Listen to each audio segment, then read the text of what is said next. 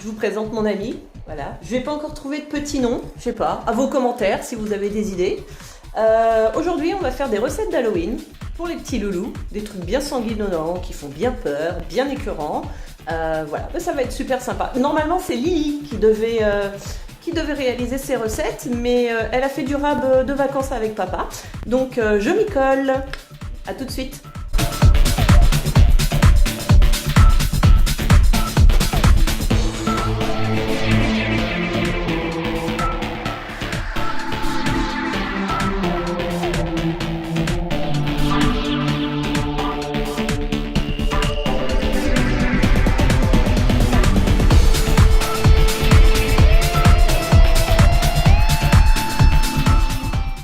Donc on va faire des yeux en litchi et raisin sanguinolents. Ça va être horrible. Déjà, rien que le bruit.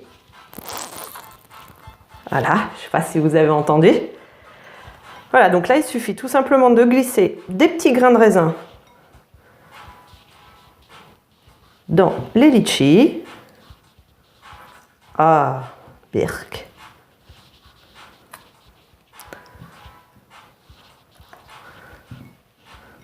Attends, il faut que vous écoutiez ce bruit-là. Il faut que vous entendiez ça.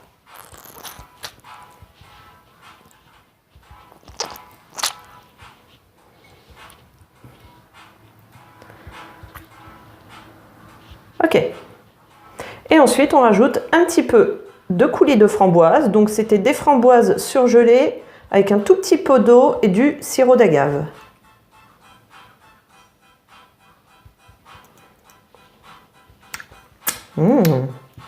Et voilà!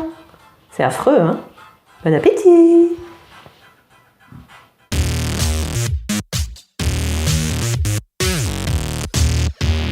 On va commencer par faire une recette saine, mais affreusement répugnante, des vers de terre comestibles. Alors, pour ce faire, on va avoir besoin d'un petit lot de paille.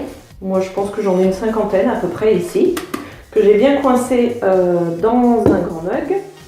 On va avoir besoin de 2 g d'agar-agar, donc pour une cinquantaine de pailles, un petit peu de crème de riz liquide, un petit peu de sirop d'agave, je dois avoir l'équivalent de 2 cuillères à café à peu près.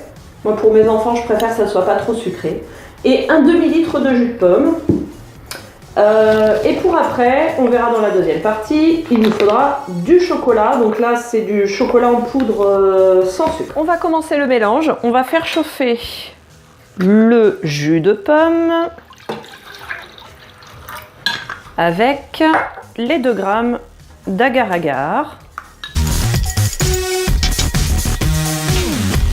On y ajoute 2 cuillères à café de sirop d'agave. 2 petites cuillères de crème de riz. Ça, c'est ce qui va permettre de troubler en fait le liquide pour pas que ça fasse des verres transparents en fait. Voilà, donc on va porter à ébullition 2 minutes. On se retrouve tout de suite. Maintenant que notre préparation a refroidi, on va verser dans les pailles délicatement, évidemment. C'est pas grave si elles sont pas toutes remplies. Hein. Ça nous fera déjà pas mal de vers de terre. On met au frigo jusqu'à demain, ou au minimum 4 ou 5 heures, je pense. Et puis, on se retrouve tout à l'heure, du coup, pour l'élaboration des vers de terre. Faire sortir les vers de terre. Alors, je prends une paille et je pousse.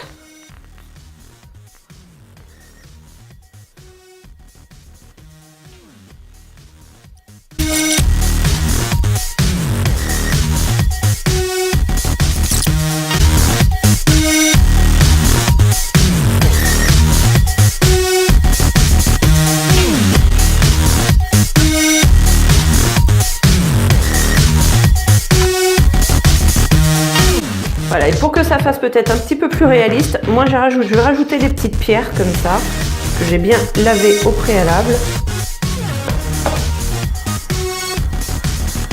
Et voilà. Bon, on va goûter.